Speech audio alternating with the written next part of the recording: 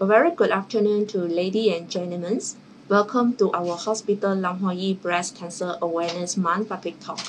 I would like to extend my warmest welcome to each of you to taking time off your busy schedule to join us today. I will be your moderator in today's talk. We are most honored to have our three consultants from different specialists as our speaker in today's talk. They are Dr. Chan Kan Hong, our radiologist, Mr. Eric Yong, our general surgeon, and Dr. Sujit Chakraborty, our clinical oncologist. We will have a 15 minutes of Q&A sessions after each speaker ends his talk. If you have any questions, kindly post it in the comment column below. Our speaker will answer your question after his talk. Without further ado, please allow me to introduce our first speaker, Dr. Chan Kan Hong. Dr. Chan received his basic degree in University of Malaysia in year 2005. He has served as medical officer in urology department in Penang General Hospital in 2006. In 2008, he transferred to radiology department in Penang General Hospital. He is also a membership of Malaysian Medical Association since 2009. He obtained his master's degree in University of Malaysia in 2013. He served as clinical specialist radiologist in Sarawak General Hospital from 2013 until 2014. He has served as a clinical specialist radiologist in Penang General Hospital from 2014. After that, in 2017 until now, he joined as a clinical specialist radiologist in Hospital Lam Hoa Yi.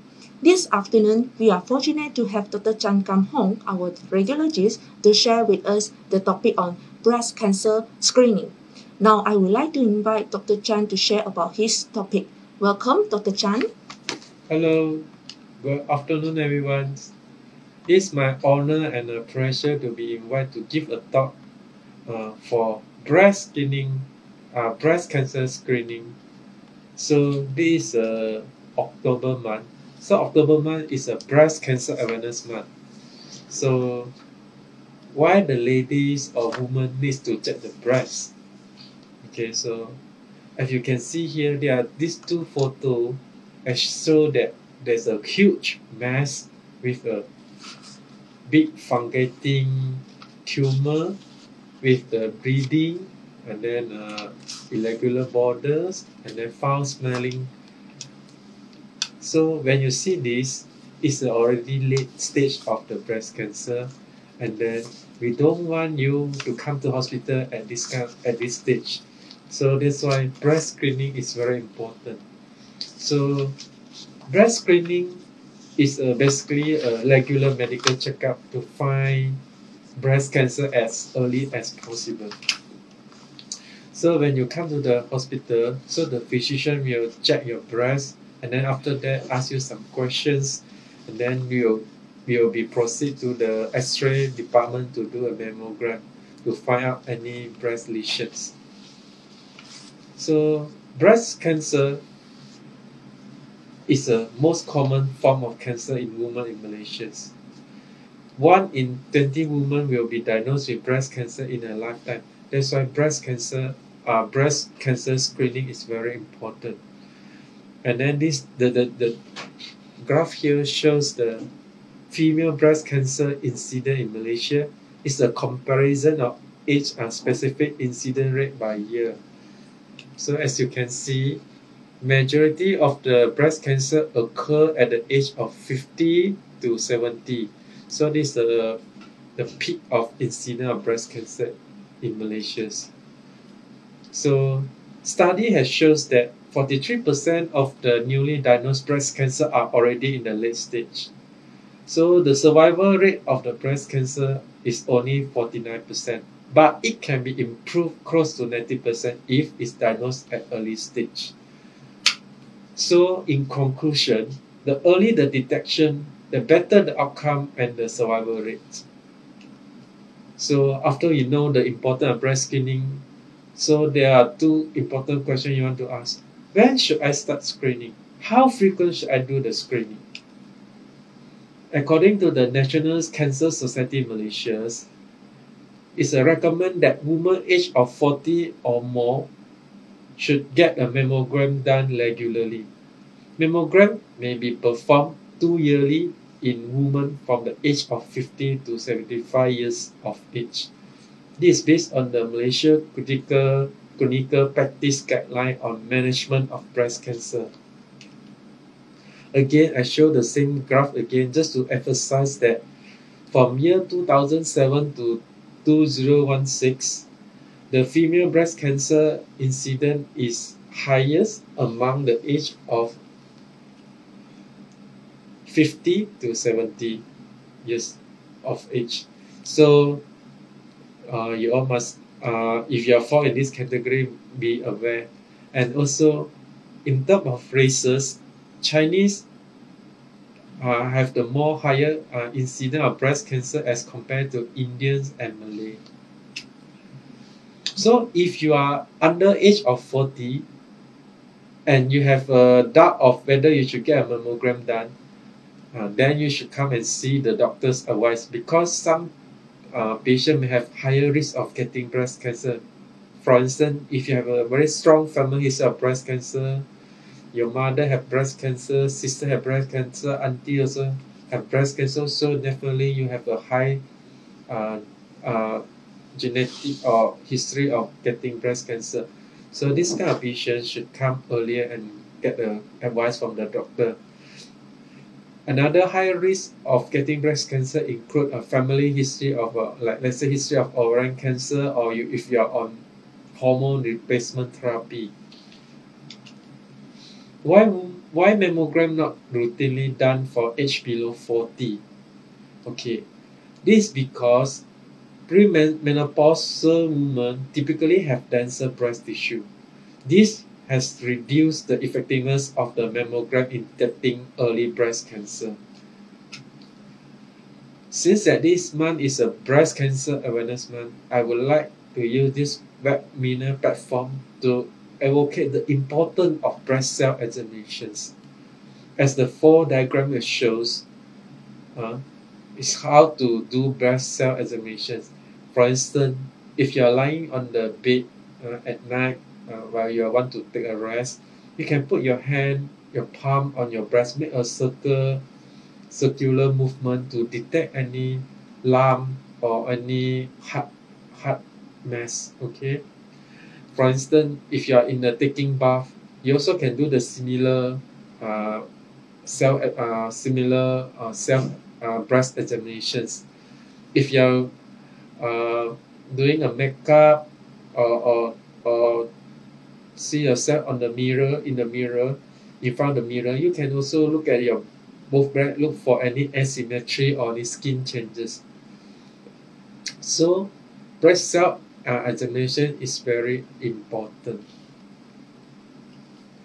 Okay, if you self-check your breast and you find out of this sign and symptom, do see doctor regardless of any age. For instance, if you see a visible lump in the armpit, okay, in the armpit region, or if you see the lump in the breast, or you see the skin depressed or dimpled, or if you have swelling of all or part of the breast, or there's a nipple discharge or inversions, or there's a pain in the breast, or there's any skin irritation or textural change, or any bloody discharge from the nipple, all this is a sign that you should see a consult a doctor for further confirmation whether you have any breast cancer or not. If you are age of 75 and above, do you need to do breast screening? Well, study has shown that screening should be continued as long as woman is in a good health and is expected to live 10 or more years or longer. Then she is encouraged to do a mammogram. How about pregnant lady and breastfeeding mothers?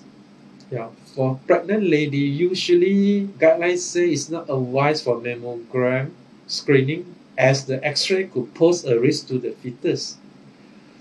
And for the breastfeeding mother, mammogram is advised to be done at least 6 months after you stop the breastfeeding.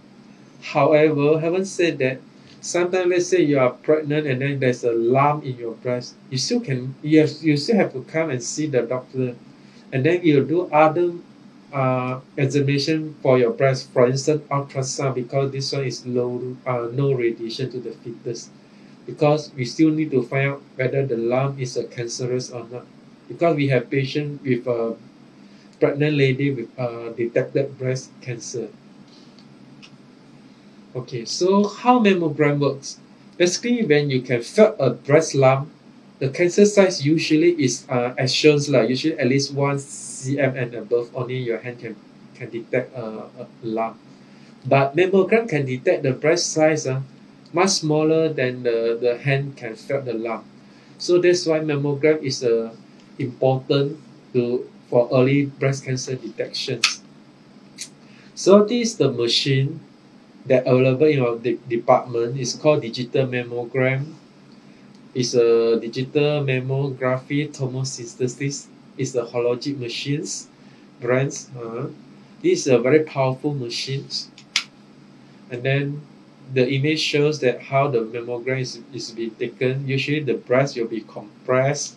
You will spread your breast on the metal pedals, and then the plastic pedal will compress on top, and then your breast will be spread evenly, and then image will be taken. Okay, so what's the significance of 3D versus 2D images? Well, 3D has been proven to detect 20% to 65% more invasive breast cancer as compared to 2D. So if you can see the image here, this is a 2D. You can see there's just an opacity there. Don't know whether it's a breast tissue, lumpy breast tissue, or cancer. But in 3D, the breast tissue is have a speculated margin. Okay, so this is a invasive breast cancer.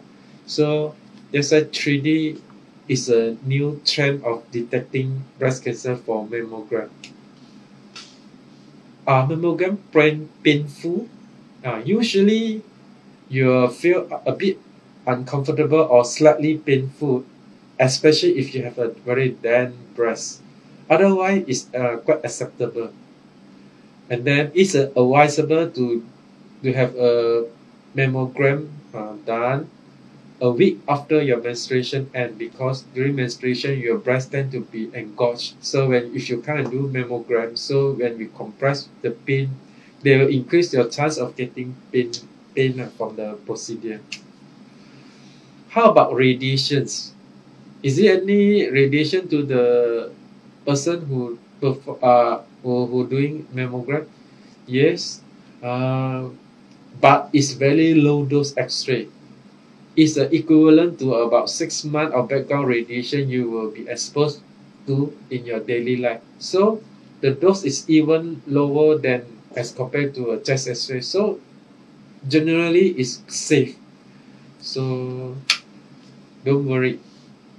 So I'm showing you a photo of how the mammogram detect breast cancer. As you can see, this is the right breast.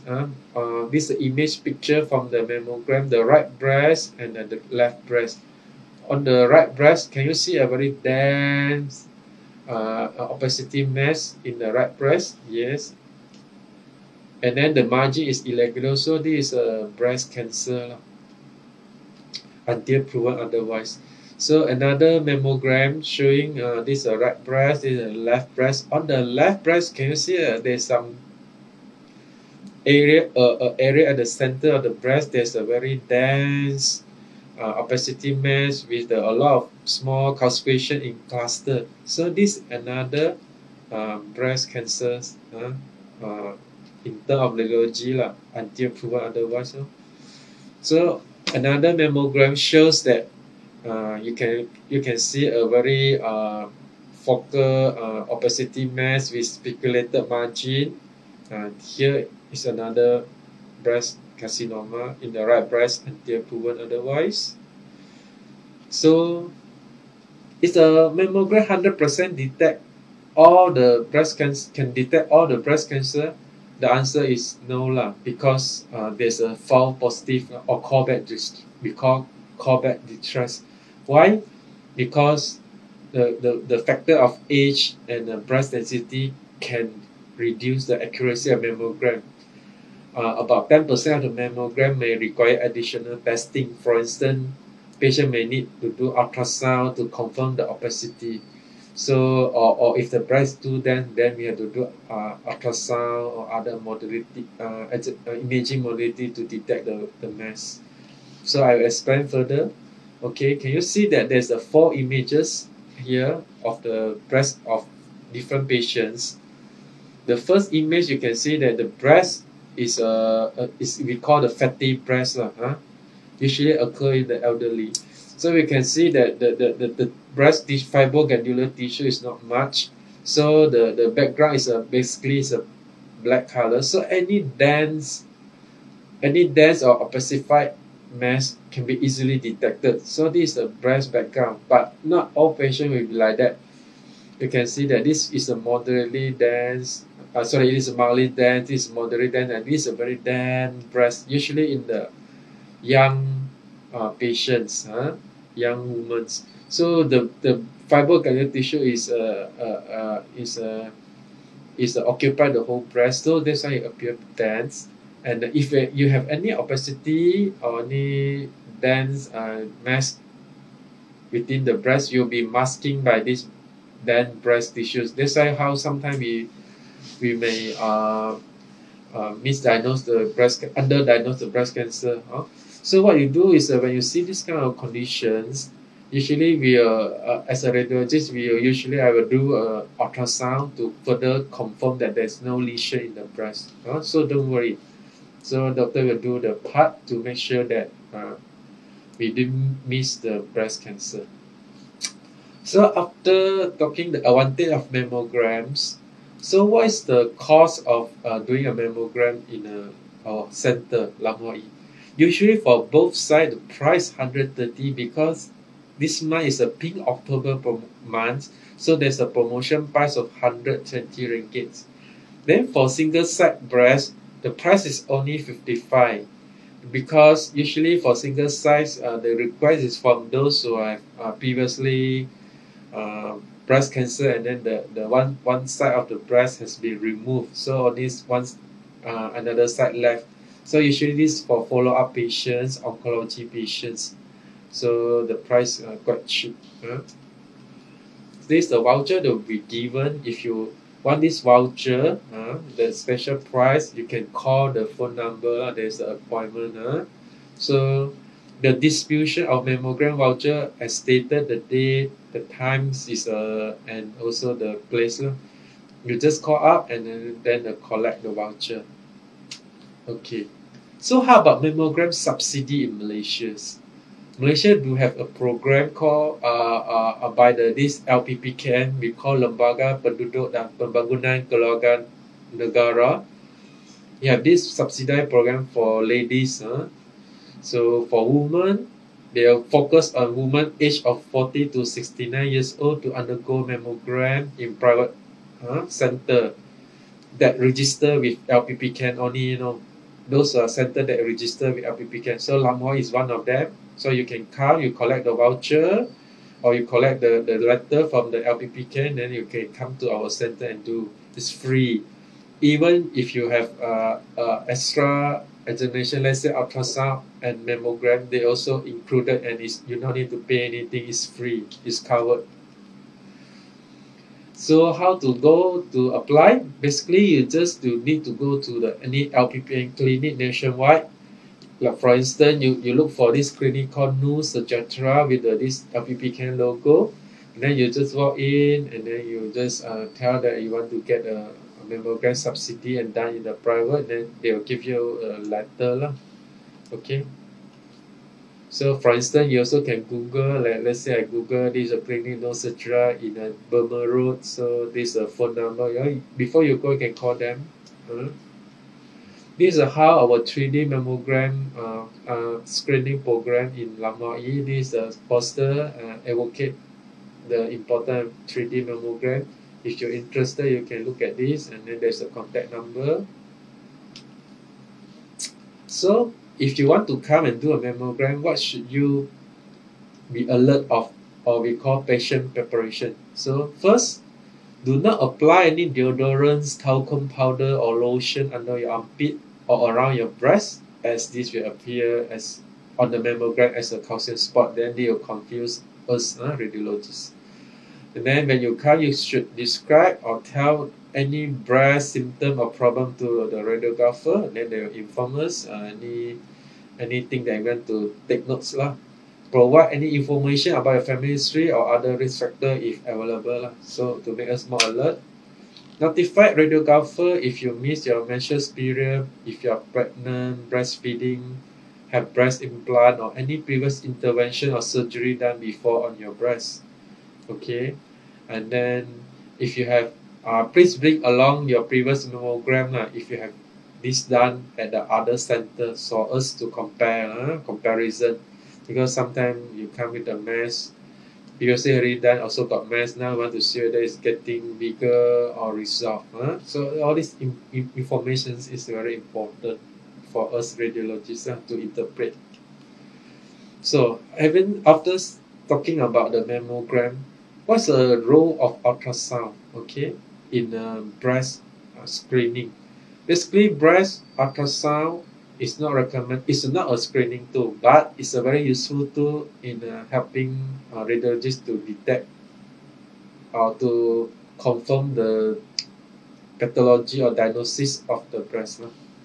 So, in the guideline, he said that in a symptomatic woman above age of 35 years old, combined mammography and ultrasound assessment will improve breast cancer detection. Means that, for instance, if you came to Lamai and do a mammogram and your breast appear to be very dense, so and you have some symptom, for instance, you say you have a nipple discharge, so doctor usually will do extra ultrasound to make sure that there's no breast cancer in your breast. Probably maybe just a dilated intramammary duct. So it's very important that we use ultrasound in helping we combine with the ultrasound to improve the breast cancer detections. Okay, this the photo show is a high-end ultrasound machine in our Lamai Center. So in a woman younger than 35 years old, so usually we will do ultrasound only for this kind of age group. For instance, if you are a mother with a younger now menarche, then they complain that the breast is tender or what, or any breast enlargement. Usually we will do ultrasound to confirm there is no any tumor or any collection or anything in the breast, and usually sometimes it's just a telaki, and then we tell them that this is just because your kids got any it's a thin menarche. So how about if you are pregnant, then you are breastfeeding, your breast is painful. So sometimes they'll come, and then, like for instance, breastfeeding, sometimes we have found that there's a retained milk in the breast, so we call the galactose. So all this we just use ultrasound to detect it, not mammogram, because it's very painful to compress, and somehow it's a dense. So this is how useful is the ultrasound is. I show you how ultrasound can pick up a tumor. Like for instance, this patient come and then with a lump, but we just do ultrasound because it's young. So you found there's a breast tumor. So this one has to make sure it's not cancerous lah. Better not to be a cancer for this this patient. So another patient, he come and then with the breast pain, and ultrasound shows a tiny small cyst lah. This is a cyst. So breast ultrasound is very useful in detecting all the small cysts, because this is one of the common finding in the ladies, because sometimes when they menopause, when they are during the menstruation cycle, they feel the breast is very pain. So when they do, there's a lot of these cysts. Or if a lot of young ladies, when they come, they feel that alarm them, make them discomfort, make them worry. So we confirm that this is Basically, it's a benign tumor of the breast occur in the young age group. It's called fibroadenoma. It's another common finding which is detected by ultrasound. And usually ultrasound also used to follow up this kind of lesions. So, beside the ultrasound and the mammogram, is there any other modality can be used to detect the breast cancer or help in breast cancer detection? Yes. The answer is MRI. MRI, as the image shows, the ladies, usually if you perform MRI breast, you have to be in a prone position, lying on the machines. Very simple, just go in, lying there, and then the indication for doing MRI breast is usually for those who have a breast implant, those who have a foreign body in the breast. So mammogram is MRI breast is very useful to detect this kind of lesions. Or you have a suspicion of multicentricity, means that let's say your breast have multiple lesions, so you don't know which one is cancerous. So that's why you want to use the MRI to detect them, because when you give the contrast, those are very cancerous, they will pick up the contrast and appear very bright. So how we try to detect how many breast cancer there is deposit in the breast. So this is another useful tool. Or you have very high risk of gene. Let's say you have BRCA gene, like BRCA1 and 2 genes, where you have a strong risk of getting breast cancer. So MRI breast will help you to detect it. This is how breast MRI was used. So this image shows that this is a breast implant. These two breast implant. This implant, if you do ultrasound or mammogram, they are masking any mass in the breast tissue. So only MRI is very can help you clearly detect the breast cancer and very confidently tell you that there is a breast cancer. Those are this role of MRI. So this is the end of my talk. So if any question, you can ask me.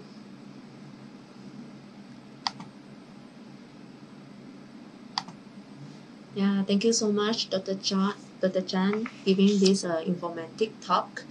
Yeah, now is our Q&A sessions. If let's say you have any questions want to ask Dr. Chan, please leave your comment in below comment box.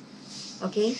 So Dr. Chan did mention that actually there are a few ways to do the breast cancer screening. So such as we have to do the mammogram regularly, do the breast self-examinations, and we also can detect the breast cancer through the ultrasounds too. So we hope that women can detect the can do some procedure to prevent this getting of breast cancer. So Dr. Chan want to ask you, is it do the mammogram is painful? Yeah, I think this is a question that every ladies or woman worried because when I come, it's causing a lot of pain. Why I want to come? Basically, based on my experience, yeah, and then the way we perform mammogram, actually you ask me, the pain is a very minimal. It's bearable. It just feel uncomfortable. Our radiographer will have a good gentle hands. Spread your breast on the machine, and then before we compress, we'll ask you whether you can accept or not. Usually it's okay. Usually it's okay. So far we don't have any complaint that the mammogram can cause intense pain. Yeah, it depends on individual also, I would like to say, but generally it's okay. Not this come and do because to detect breast cancer is more important. Okay. Yeah, and we are quite frequent to say early detection save life. Yeah. So, and one more question here is, Dr. Chan, how frequent as a woman we have to do the mammogram for those who are age 45 and above? Okay. basically guideline has said that if you're more than 45, you at least have to every 2 yearly lah. Every 2 yearly you can you should do once mammograms lah. Yeah. But if you worried, let's say you have a family history or you're worried, actually every year you can come and do. And then I have patients every year they frequently come and do a mammogram. Then they go to this LPP camp to get the voucher or this thing. They come and do. It's a free.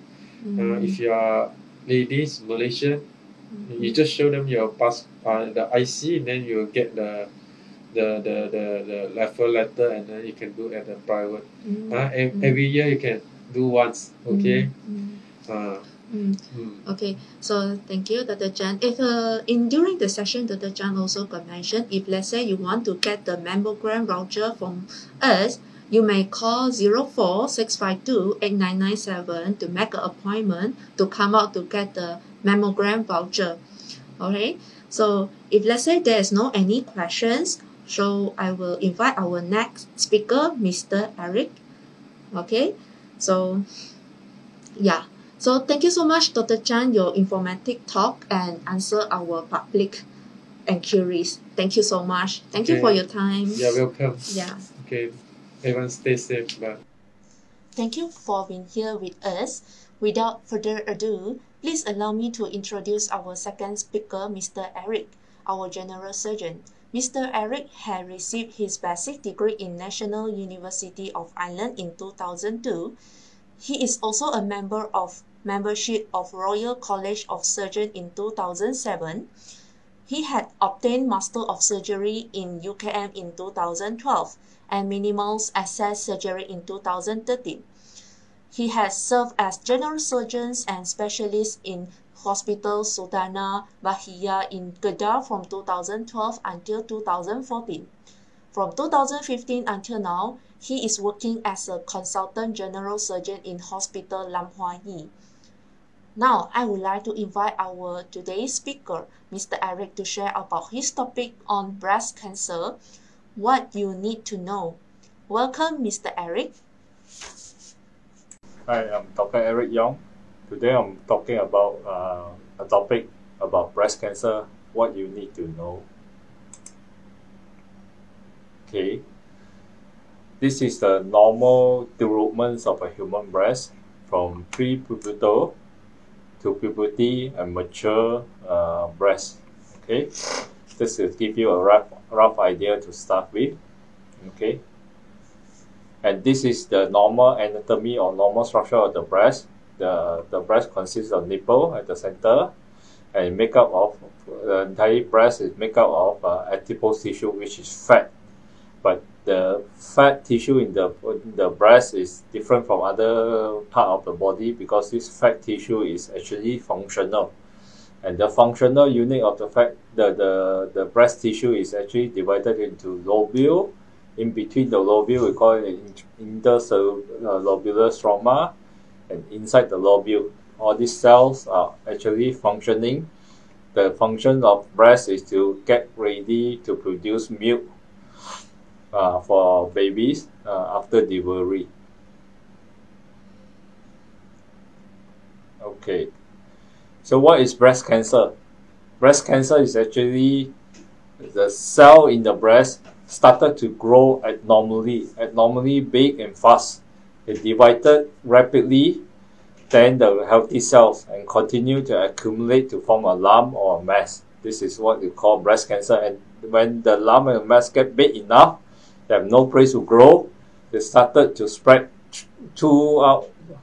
out of your breast to other part of the body by travel through the lymph nodes. Later I'll show you the diagram how this breast cancer travel out of the breast. Okay, so breast cancer often started from the milk producing ducts, which is what we call ductal carcinoma, which is all this area. The most common site that the cancer arises from all these ducts. Also, the cancer can arise from all the lobule, the tissues from the breast. When the cancer arrives from the ducts, we call it invasive ductal carcinoma. When the cancer arises from the lobule of the breast, we call it lobular carcinoma. And this cancer usually, when you go big enough, it not only invade the skin, the muscle behind the breast, also it follow this lymph channel, this lymphatic channel, to spread out to the lung, to the bone, and to the other parts of the body. Okay, there are a few types of commonly present breast cancer. One type is what we call inflammatory breast cancer, where the whole breast becomes swollen. It's just like you get infections, and the whole breast becomes swollen and thickened. The skin appears to be thickened, and commonly presented with asymmetric, means once the size of the breast is bigger than is look bigger than the other one. They also can have pre-malignant carcinoma, that means before the cell turn cancerous.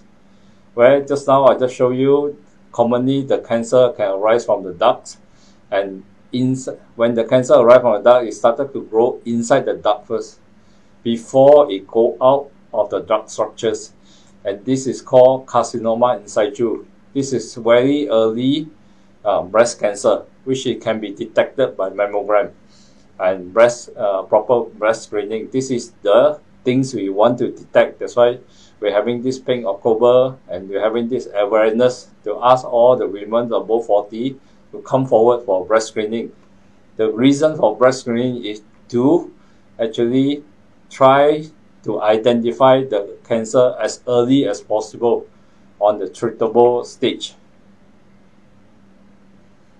This is another type of breast cancer presentations, where the cancer cells invade the nipple structures, the nipple and the areola structures, and destroy the nipple. Most of the time, the breast looks normal, but the nipple can be look abnormal. This is because of the small, the micro cancer cells that invaded the nipples. Most of the time, if you feel the breast properly, there's a lump beneath the nipple. And this disease, this condition, we have a name for it, it's called Paget disease. Okay. Can breast cancer run in the family? Yes, we have about 1 to 5% of breast cancer are actually linked to family history, whereas you already carry the genes mutations. Inherited breast cancer, the most common genes that carry is BRCA1 and BRCA2, and these two genes is actually related to breast and ovarian cancer, but only 1 to 5%. Okay, what other risk factor that related to breast cancer? Breast cancer can occur in most women with the age of more than 35. The risk of breast cancer is in female is about 1 in 9, but in Malaysia, I think the number is about 1 in 13. So it's still quite common. Out of 13 women in Malaysia, 1 will get breast cancer. Okay, if your family relative, especially first degree relatives, that means your mothers, your sister who have breast cancer, you also have increased risk of getting breast cancer. Okay, previous breast lump. If you have a previous breast lump and previous breast lump condition, you also have increased breast cancer. Of course, you have previous breast cancer on one side, your chances of getting breast cancer on the other side is also increased. And because of the breast cancer also related to ovarian cancer, remember the gene that I told you, you also, if you have ovarian cancer, you also have to watch out for breast cancer. For those women have hormone therapy, there is increased risk for breast cancer as well. And obesity, the more fatter you are, the easier, the bigger the size of the breast, the bigger risk you get breast cancer. Okay, and also the other, if you have diagnosed with all the pre-malignant cancer condition like this I told you, ductal cell carcinoma in situ or lobular cell carcinoma in situ, also you have increased risk of develop breast cancer. This is all the risk factors of breast cancer you should have known. Okay, how is usually presenting? You feel a lump or a thickened skin on the breast, okay? Or in front of the mirror, you saw the shape and the breast size are different to both sides, okay? Change of skin, as the skin is thickened and get inflamed, just like the picture I showed you just now. There's a condition called inflammatory breast CA. The nipple, any recent changes of the nipple, this is all the signs and symptoms of suspicious breast cancer. Okay, so what do you do if you have suspicions? Okay, then you must know how to reduce your risk and what to do. For breast cancer risk reductions, right? How to reduce the risk of you getting breast cancer in the average risk women means if you are average risk, that your family, you don't have history of breast cancer and you don't have family member who have breast cancer. So all women enter the age of 35 or above 35 are at average risk. Just remember, just how I told you, 1 in 9 or 1 in 13 in Malaysia. All right. Okay. First, must go for a breast cancer screening at least 3 yearly. All right. Breast cancer screening have a few components. We'll describe it to you later. All right. Have to learn how to do breast self examination, or at least check your own breast frequently, twice a week. If you feel something different, the size is different, there's a lump that you felt, and you see the shape have changed, or nipple changing, all the signs and symptoms that I told you just now, then you should come forward for a breast cancer examinations or a screening. Okay. Exercise most of the day, or avoid obesity, will reduce your risk to get breast cancer. All right, reduce cigarette and smoking, alcohol consumption. This is the general precaution to take to avoid not only breast cancer but others diseases as well. Okay, if you are postmenopausal and your symptoms are not so severe, try to limit postmenopausal hormone therapy, or reduce until you can stop the hormone therapy. Okay, again, maintain a healthy weight and a healthy diet. So what about women with high risk? Who are the women with high risk? That means women in the category that first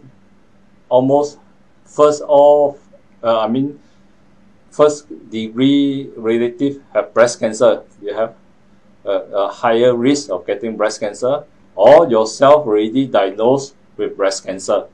What should you do?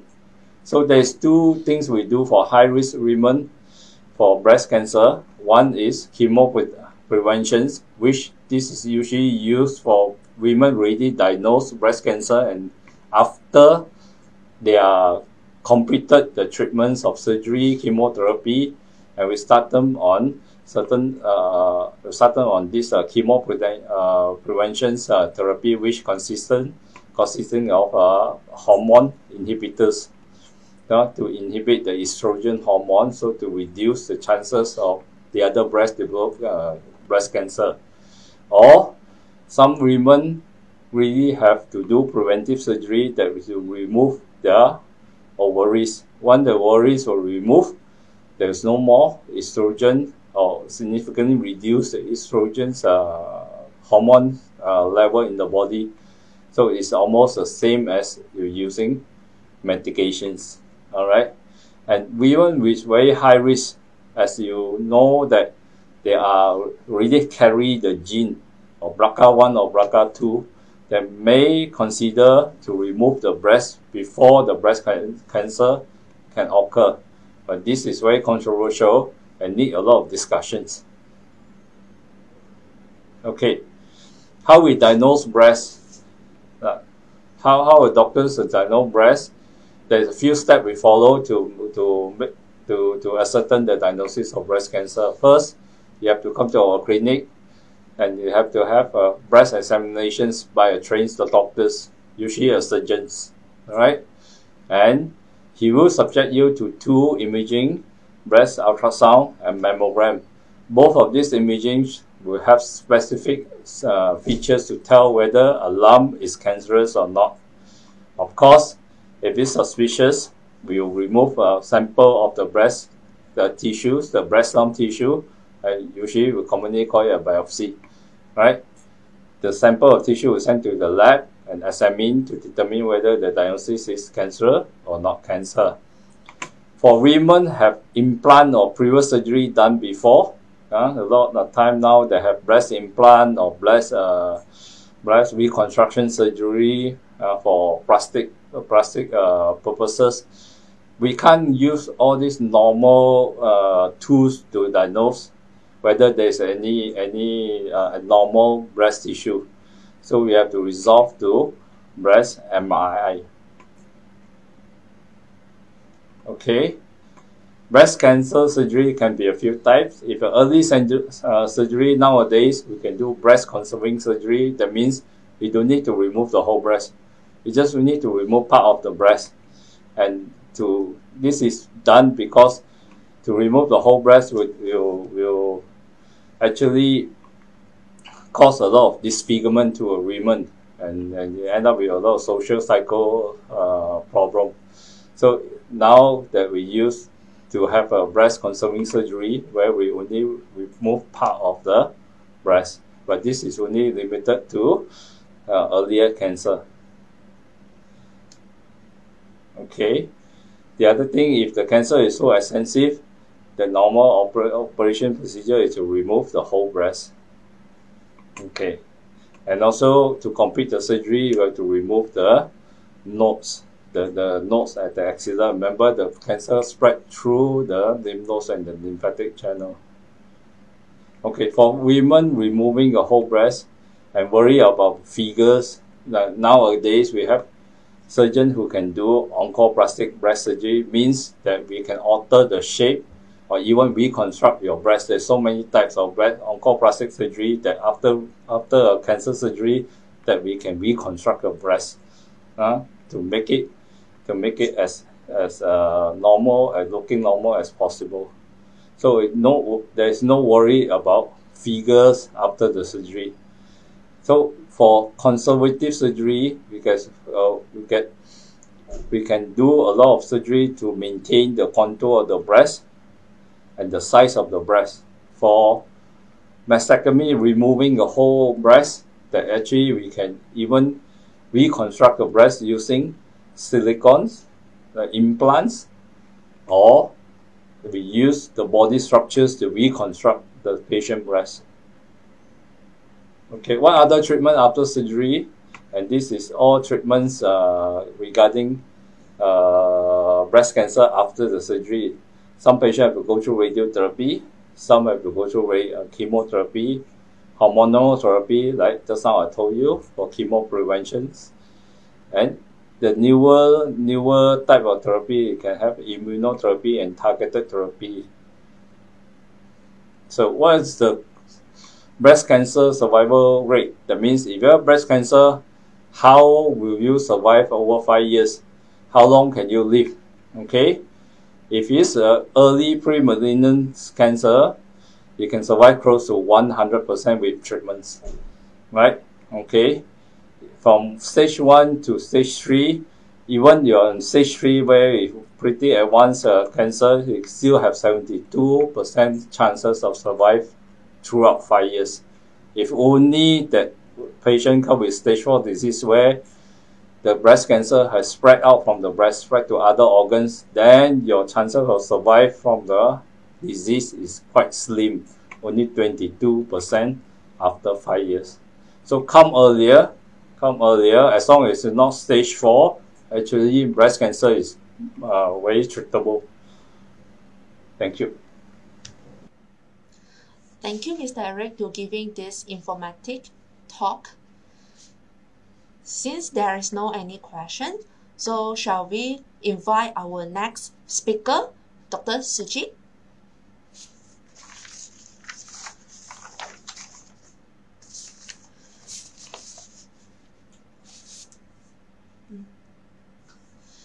Okay, our next talk will be shared by our consultant, Dr. Sujit Chakraborty, on newer treatments for breast cancer. Before the talk, please allow me to introduce Dr. Sujit. Dr. Sujit had his MBBS from Christian Medical College and Hospital, Vellore, India. His qualifications also include MD Radiotherapy from Pigments, Chandigarh, India. The course include Medical Oncology MS General Surgery from Calcutta. He also as a member of Academy of Medicine of Malaysia Clinical Oncology, and he has registered in specialist registration under Malaysia Medical Council. Following that, he has been given a special award for WHO Fellowship in Cleveland Clinic Foundations, Cleveland, Ohio, USA, and Long Beach Memorial Hospital, Long Beach, California, USA. He has been serving cancer patients as an oncologist since 1983. He was in Chittranjan's National Cancer Institute, Calcutta, India, as head of Department of Radiotherapy, head of hospital administrations, and in surgical oncology up to 1998. That hospital is recognized for DMB training. In 1998 to 2003, he had joined Mount Miriam Cancer Hospital, Penang. After that, he served as the head of oncological services in Pantai Hospital, Penang in year 2003 to 2015. From 2015 until now, he is working as the head of oncological services in Hospital Lam Hua Yi. Now I would like to invite Dr. Sujit to giving his talk. Welcome, Dr. Sujit.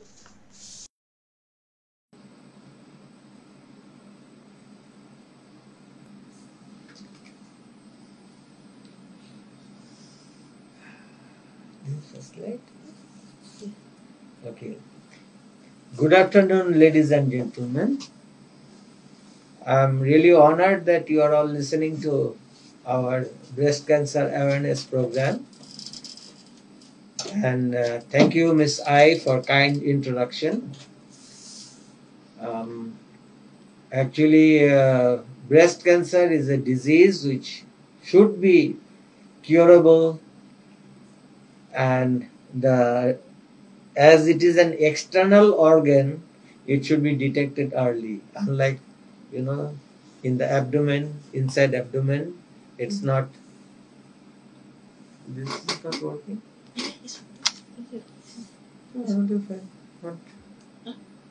Front view. Is here.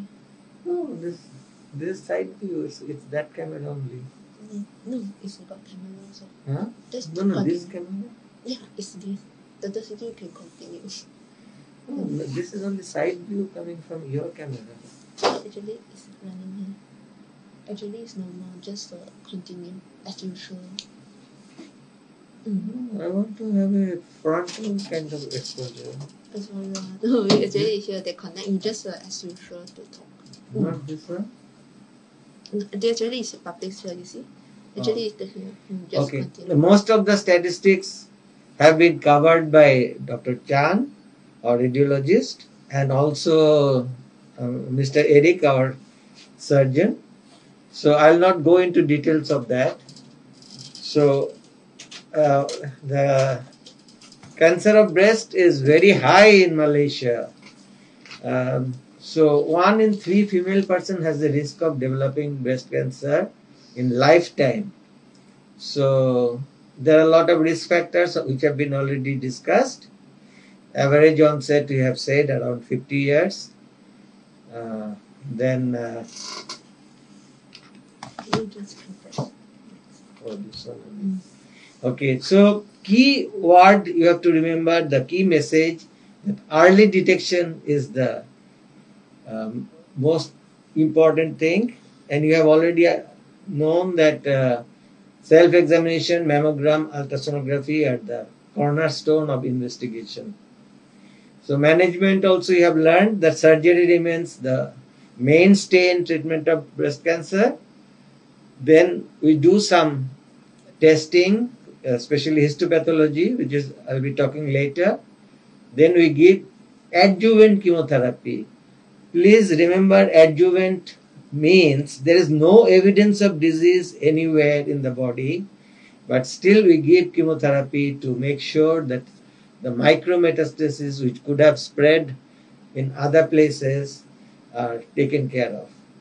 Then there is also adjuvant radiotherapy. We give the radiotherapy to the chest wall or the remaining part of the breast, and sometimes the axilla and supraclavicular area above the clavicle. And also we give adjuvant hormone therapy depending on hormonal receptor positive or negative. So in the histopathology and immunohistochemistry, most important and crucial factor is the estrogen receptor.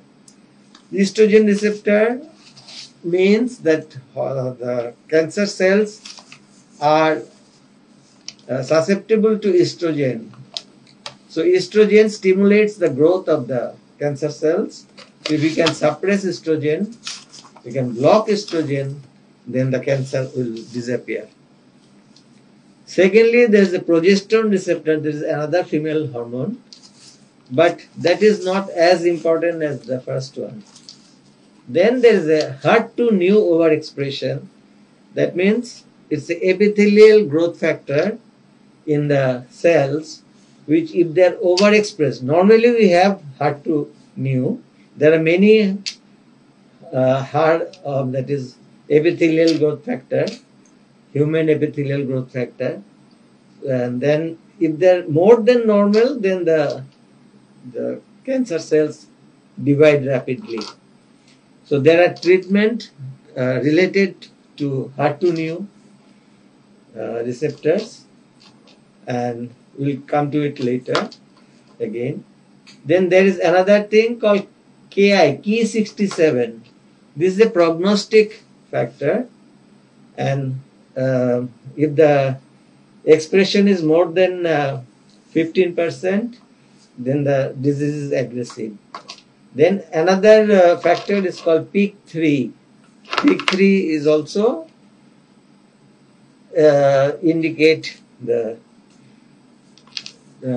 aggressiveness of the disease. So you have to treat accordingly. So this is the subtypes. It's the same thing more or less. But what I want to impress, there's a group which are called triple negative. It's about 13%.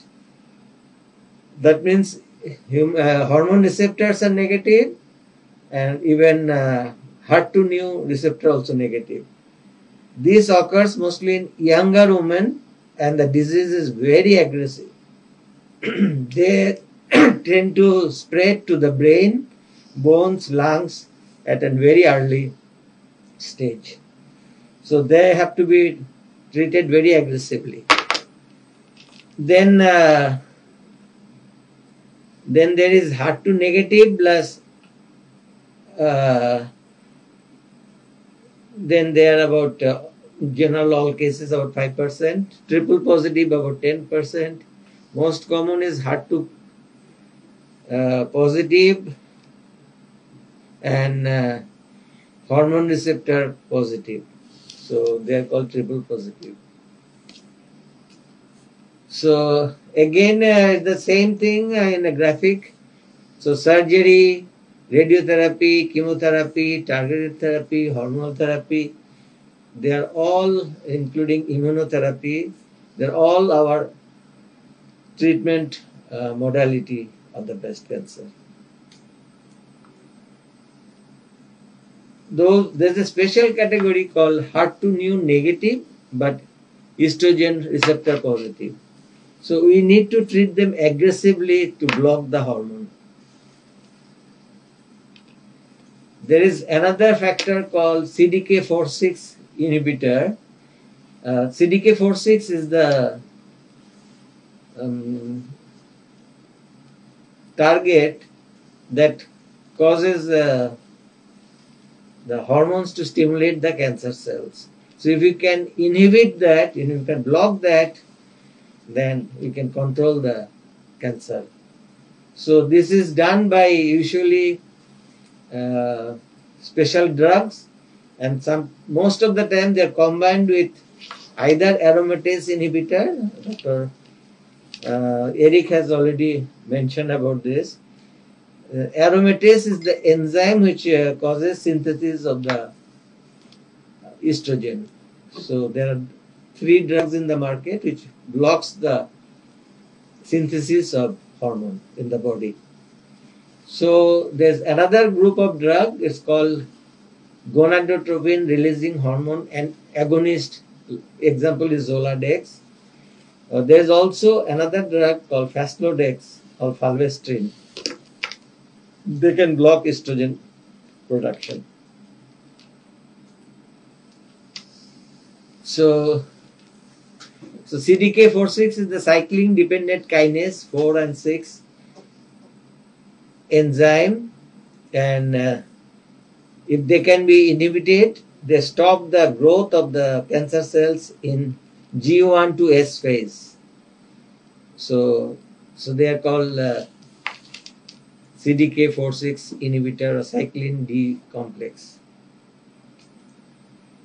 So the new drug, when you see that cancer, despite all the treatment, come back and they don't respond to hormone manipulation anymore, they don't respond to chemotherapy anymore, that means we need to do molecular testing to find out whether it is PIK3 positive or not.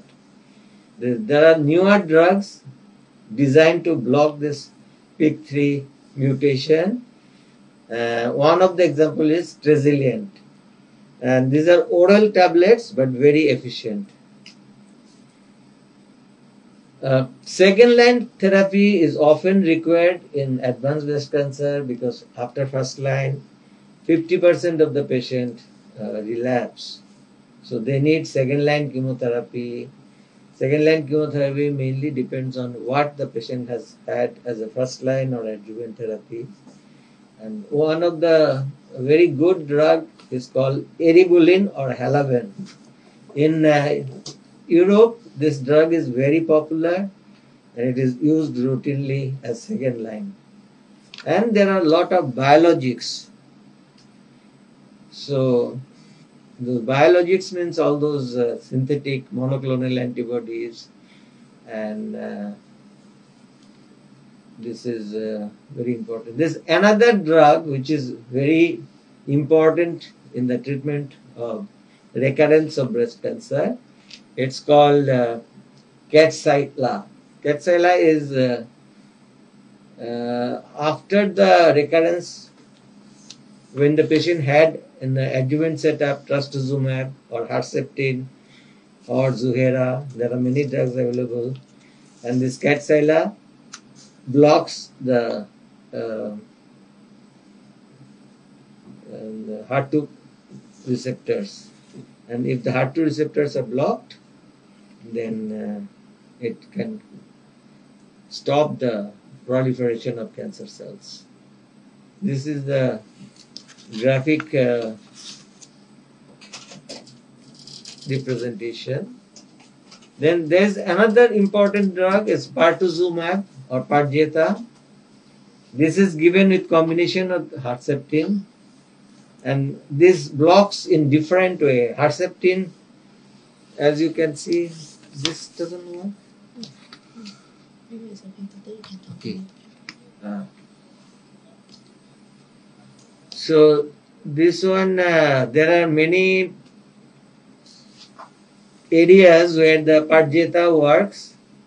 There's a this cancer of HER2 positive patient have got intracellular, within the cell, the receptor, and outside the cell wall some receptors. So Parjeta can block most of them. And when it combined with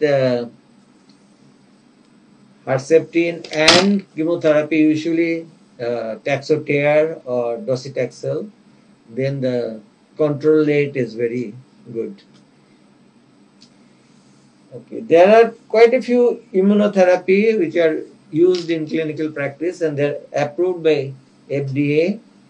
One is Tecentriq or atezolizumab. It's again a monoclonal antibody and No. so this especially for triple negative breast cancer, Tecentriq has been found to be very useful to control. Then there is another drug very popular called pembrolizumab or Keytruda.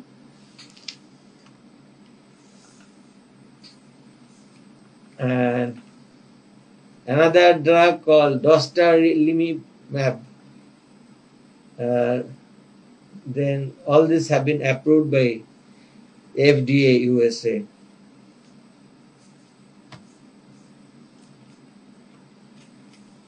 And there are some small molecules, they directly block the receptors which stimulates cancer cell growth. One is tucatinib, then another one is neratinib, it's a tyrosine kinase inhibitor. Then there is ticarb or lapatinib, is anti-HER2. This is a small molecule, can penetrate blood-brain barrier. So it is very useful when there is a central nervous recurrence. Within the brain there is a metastasis. This is an important molecule. So one of the very important investigation is molecular profiling or gene sequencing. So there are many vendors in the field and the price has come down. Within about 5,000 to 6,000 you can get a whole profile of the molecules. Earlier it used to be 25,000 to 30,000 and they had to send the sample body tissue to Europe and USA. Now it's available mostly in Malaysia itself. And that gives lot of information regarding what type of chemotherapy will work and what is the status of the disease, which genes are active, and that way different mutations are delineated.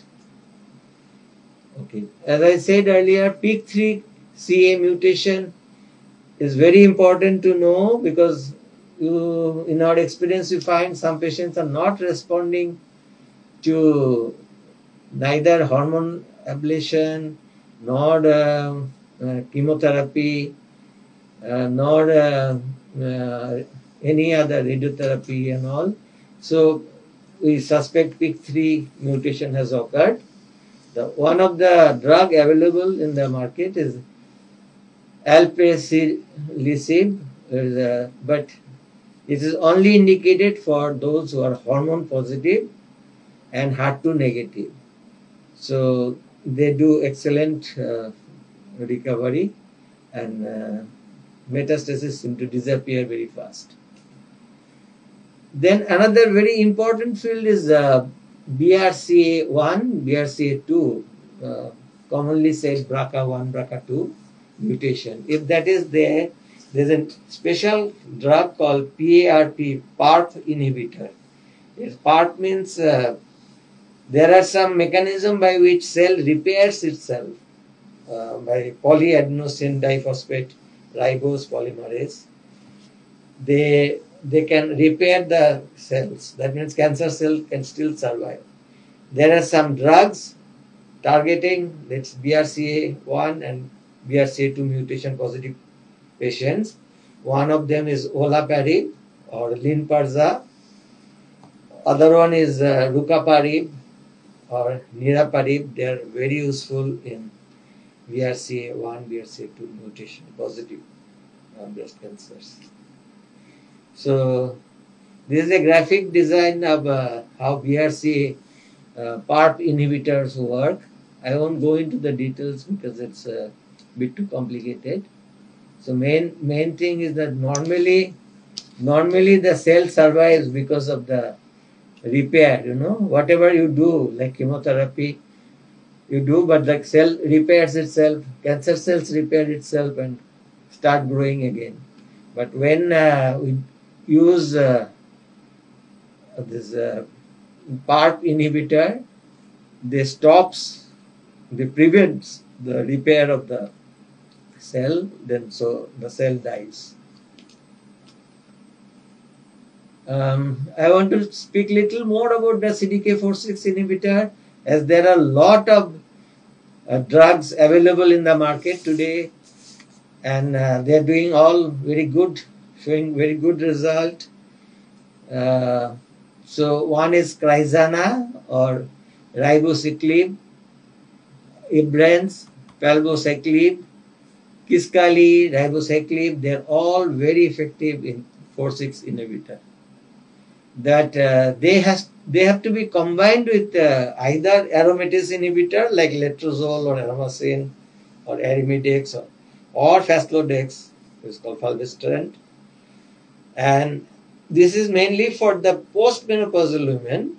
But if there are premenopausal women, they should be induced menopause either chemically, if there are chemical castration, or surgically, or by radiotherapy to the ovaries, and they can induce menopause. Then you start the Cdk46 inhibitor drugs along with the aromatase inhibitors.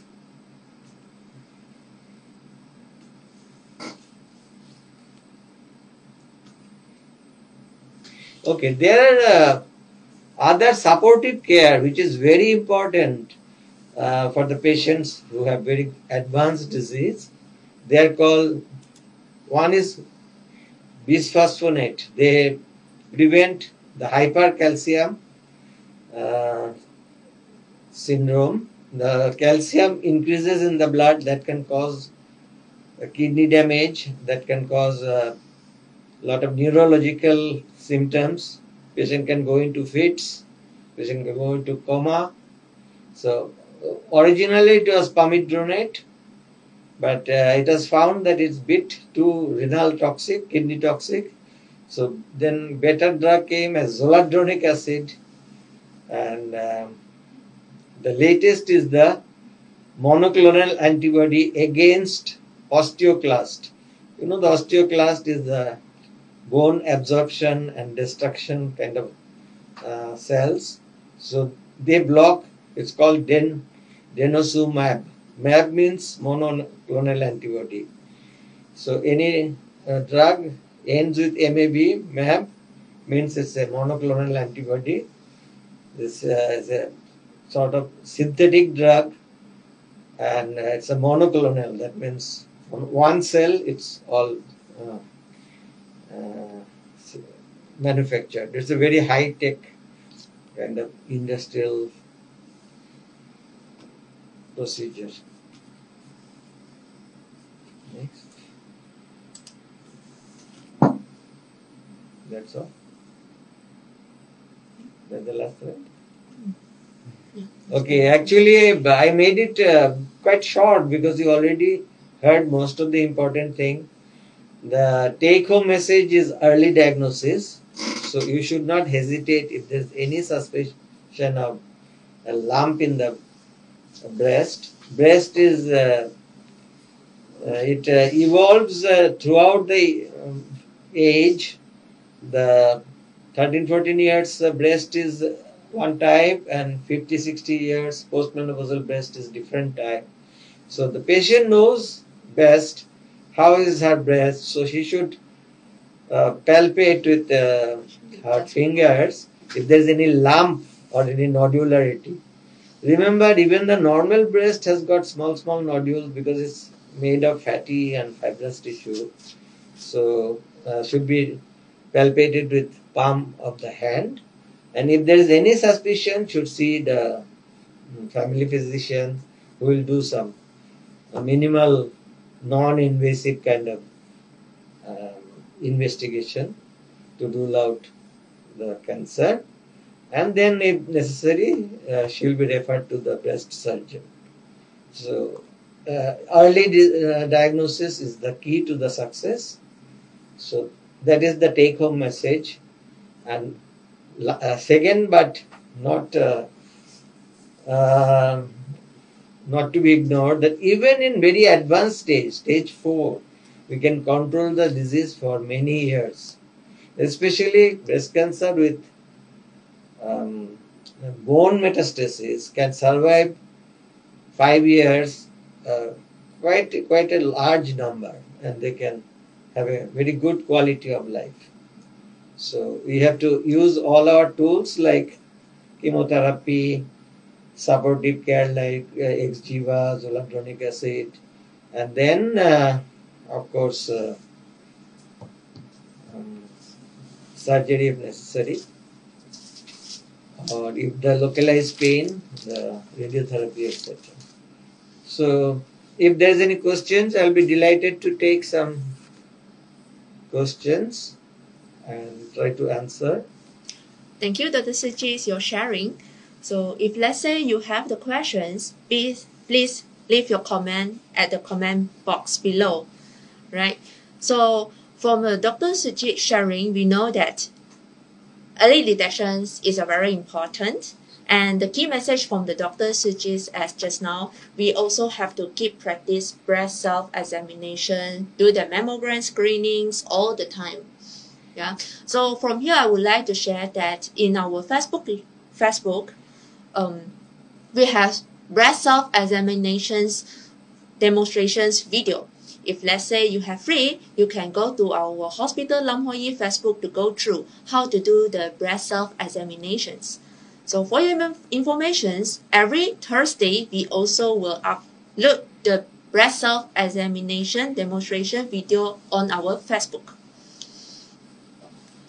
So Dr. Sujit just now have mentioned, even though the woman diagnosed with the breast cancer end stage, but with the chemotherapy or the treatment, they still can survive, right? So Dr. Sujit, do you mind to share with us more? So what is the objective to do this chemotherapy, radiotherapy, and immunotherapy? Yeah.